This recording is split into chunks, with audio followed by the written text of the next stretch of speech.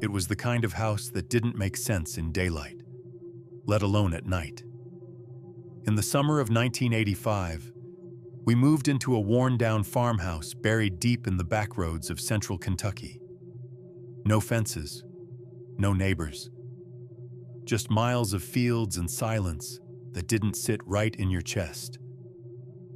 My father had just retired from 22 years of military service, but without a college degree or trade, he found himself fixing copy machines in Elizabethtown.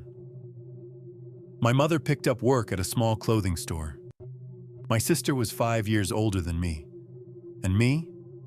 I was 11, sick half the time, and we were broke. That house was cheap, so it was ours. It wasn't special. A middle floor, a neglected basement, and an attic-turned master bedroom. Our landlord was a miserable old man who refused to fix anything, but we needed a roof, and that's what it gave us. Still, something about that place always felt unfinished. The basement had these strange, half-built cinder block walls, like someone meant to carve it into rooms, but gave up halfway through. There was no air conditioning, just fans and old space heaters. And it didn't take long to learn the house had a history. People came and went, left quickly. We would too, eventually. But not before it made sure we remembered it. It started on a Friday. I was homesick with a fever no doctor could name. Everyone else was gone. The box fans were pushing hot July air around the living room, and I was sprawled on the couch with a blanket, watching whatever came in on our old Radio Shack antenna. G.I. Joe was supposed to be on, and I wouldn't miss it for anything. Except static. It wasn't unusual at first. The screen crackled a little, then more. The sound fizzled into a shrill hiss until I couldn't watch or hear a damn thing. I groaned, dragging myself up to the ancient oak cabinet that held the television. A Frankenstein kit my dad had built himself. I started fiddling with the wires in back, checking connections. My fingers were trembling, more from the fever than fear. I turned the set off. It clicked. The screen went black. In it, I saw my own reflection, the room behind me dimly mirrored in the tube. And that's when I saw him, sitting, right there on the couch I had just left. A man, middle-aged, black suit, blank stare, motionless. I spun around so fast I nearly fell. Nothing. Empty. My breath caught in my throat. I walked the house. Sister's room, mine, the kitchen.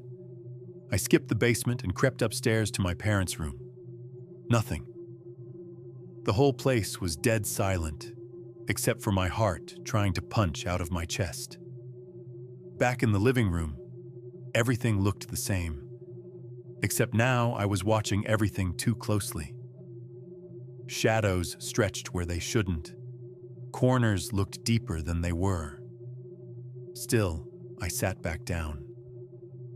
The static was gone when I powered the TV back on. The phone rang. I flinched, then picked up. It was my sister, calling to say she was going to a friend's house. I said okay and hung up. But I could feel something watching me now. That prickling weight in the air. Then my bedroom door creaked. It was open. Just a sliver. And then, without warning, it slammed open with a force that didn't belong in a windless house. I backed away, staring into the dark room. Nothing. But the pressure in the air told me I wasn't alone. I whispered, "Hello?" Nothing. I stepped outside, played with the dog, walked the perimeter. The world outside the house felt real. It had sound, color. My dog barked at everything usually, but she was calm now. Too calm. I came back in, got a Coke and some chips, tried to tell myself I was being stupid. Ghosts weren't real. That was just something from movies. Footsteps. Above me. Heavy. Pacing. Back and forth in my parents' room. They moved to the stairs. They started coming down. I froze. And then, nothing. I couldn't call Mom. Couldn't explain it without sounding insane. I sat on the couch, clutching my knees, staring at the attic door. "Who are you?" I whispered. Silence. "Who are you?" Still silence. Not even the TV seemed to want to make a sound anymore. I called my best friend Jimmy, asked if I could stay the night. He said yes. His dad would come get me in an hour. I packed, left a note, waited. That hour was too long. The box fans were still on, the TV buzzing in the background, but it felt like the air inside the house had turned to glass. Thick, sharp, heavy. Then all the sound vanished. Not turned off, gone. I turned off the fans, then the TV, and in the silence it whispered. "Jonathan." My name. From somewhere I couldn't locate. "Jonathan!" Louder. I ran, down the driveway, doors wide open behind me. I sat at the edge of the road, trembling until Jimmy and his dad arrived. I lied, said I had to check the doors before leaving. We drove away. I never told my parents what happened that day. But something else started happening. My mom began to misplace things. Items disappeared, reappeared in strange spots. She blamed stress. My sister started hearing voices in her pillow. She stayed with friends more and more. And my dad, he never said much, but I saw it. The way he stared at empty corners. The time he came up from the basement, pale as a sheet, and wouldn't talk the rest of the night. He planned our move soon after. That house never left me. The shadows stayed with me. The voice of something that never walked but watched, whispered, followed.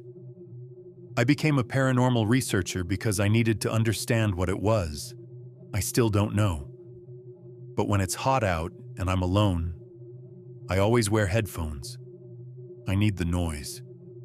Because I know one day, if it ever gets quiet again, I'll hear it call my name.